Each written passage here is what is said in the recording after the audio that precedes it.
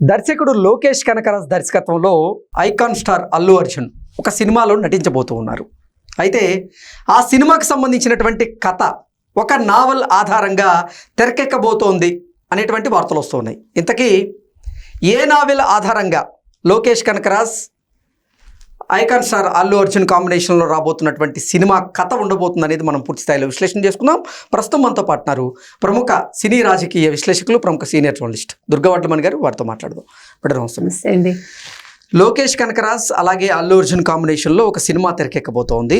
ఆ సినిమా కథ ఒక నావెల్ ఆధారంగా ఉండబోతుంది అనేటువంటి ప్రచారం జరుగుతోంది. ఇంతకీ ఏ నావెల్ ఆధారంగా ఆ సినిమా కథ తెరకెక్కబోతోంది అంటే ఏం చెప్తారండి? అంటే ఇది తమిళంలో ఎన్ చొక్కన్ రాశారు. రైటర్ పేరు చొక్కన్. ఓకే. ఆయన రాసిన ఇరుంబుకై మాయావి. ఇరుంబుకై అంటే ఇరుంబు అంటే మనకు తెలుసు ఇనుము, ఇనుప చెయ్యి, కై అంటే చెయ్యి, ఇనుప చెయ్యి, మాయావి అంటే మనం మాంత్రికుడు అంటాం కదా. సో ఇనుప చెయ్యి మాంత్రికుడు సినిమా పేరు. అంటే ఇది ఒక నవల.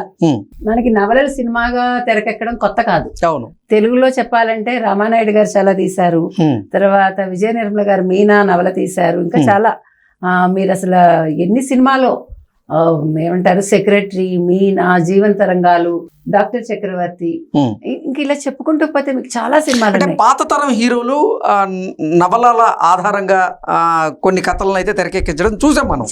కానీ ఇప్పుడు కొత్త తరం హీరోలు ఎవరైతే ఉన్నారో వారు నవలల ఆధారంగా సినిమాలు తెరకెక్కించిన విధానం చాలా తక్కువ.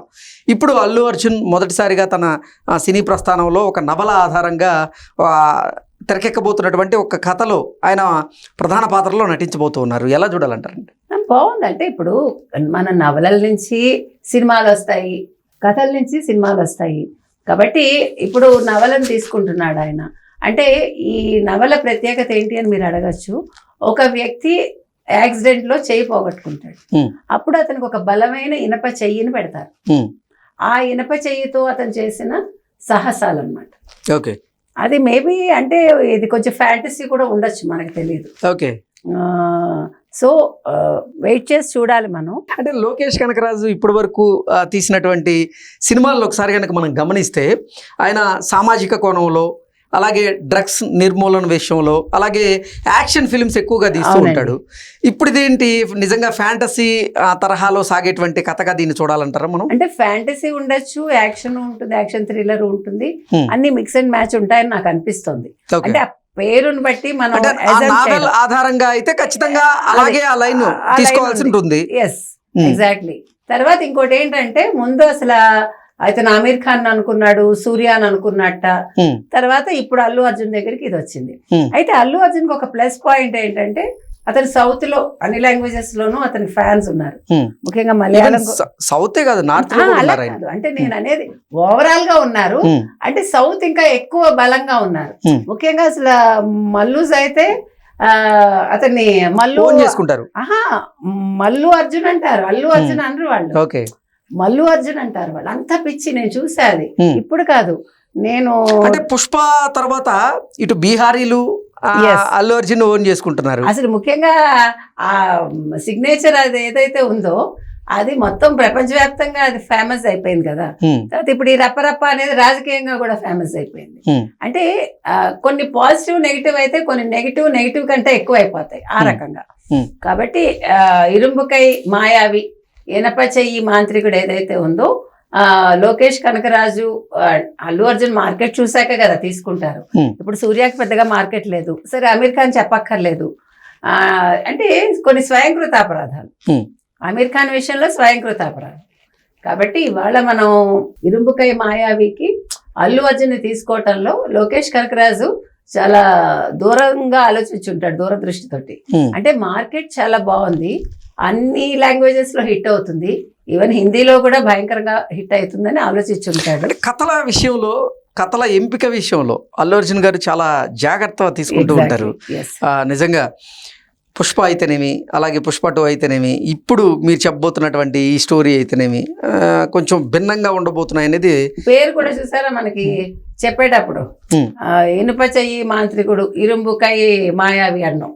అంటే అలాగే ఉండాలి. ఇప్పుడు రొటీన్ కి భిన్నంగా ఉండాలండి.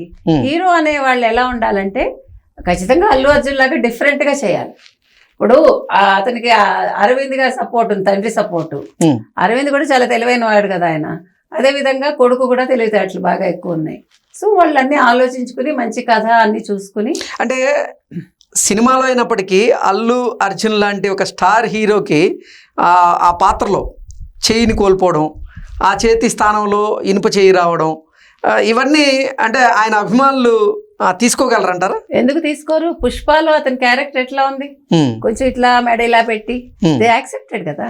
ఈ మధ్య కాలంలో మనం చూసుకుంటే ఒక మంచి పరిణామం ఏమొచ్చిందంటేనండి, సినిమాల్లో హీరోకి నత్తున్నా భరిస్తున్నారు. ఉమ్, మీకు విజయ్ దేవరకొండ ఉమ్, అంటే నేను అనేది, హీరో అనేవాడు ఎక్కడి నుంచో దిగిరాడు, ఉమ్.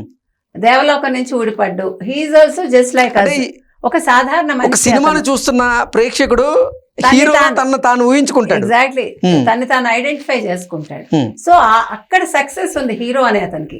అది అల్లు అర్జున్ క్యాచ్ చేయగలుగుతున్నాడు, ఉమ్, అందుకనే అతను సక్సెస్ అవుతున్నాడు. లేకపోతే పుష్ప అనేది అంత పెద్ద హిట్ అయిందంటే యాక్చువల్గా అది నెగిటివ్ కదా, కానీ చేశాడు అతను. సో ఇతను ఇది ఎంపిక చేసుకోవటంలో కూడా మీరు అన్నట్టుగా ఎప్పుడైనా ఒక అవకాశం ఉంది అంటే కొంచెం తొందరగా యాక్సెప్ట్ చేయలేం మనం, ఉమ్, కానీ యాక్సెప్ట్ చేస్తున్నాం మనం. భలే భలే మగాడివే అతనికి కొంచెం మతిమరుపు ఉండదు. ఉమ్, నేను అంటున్నది అదంటే ప్రజల ఆలోచన విధానంలో మార్పు వచ్చింది.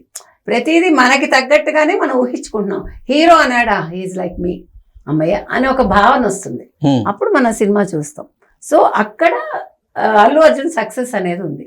కాబట్టి కనకరాజ్ తీసుకునే నిర్ణయం కావచ్చు, అల్లు అర్జున్ ఎంపిక కావచ్చు, అల్లు అర్జున్ ఒకవేళ యాక్సెప్ట్ చేస్తే కనుకైతే ముఖ్యంగా కనకరాజ్కి కాసుల వర్షం కురుస్తుంది. ఓకే ఓకే అండి, థ్యాంక్ యూ సో మచ్.